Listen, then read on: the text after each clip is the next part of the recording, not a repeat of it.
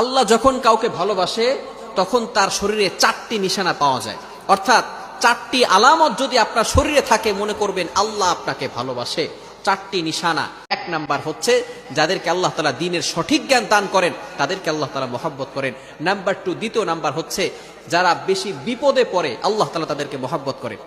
যার শরীরে দেখবেন একের পর এক বিপদ আসতেছে, অসুস্থতা আসতেছে, বারবার বিপদ, একের পর এক বিপদ, একটা বিপদ যাওয়ার পর পরে আরেকটা বিপদ আসতেছে, আপনি হতাশ হবেন না প্রিয় ভাই। আল্লাহ তাআলা আপনাকে ভালোবাসেন।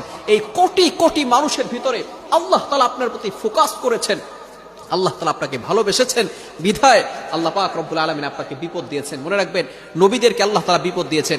ইব্রাহিম আলাইহিস সালাম খলিলুল্লাহ এবং মিল্লাতা আবিকুম ইব্রাহিম, যিনি সকল মুসলিম উম্মাহের সকল মুসলমানদের পিতা এবং সকল মুসলমানদের লিডার নেতা, সুতরাং ইব্রাহিম আলাইহিস সালামকে আল্লাহ তাআলা সবচেয়ে বেশি কষ্ট দিয়েছেন।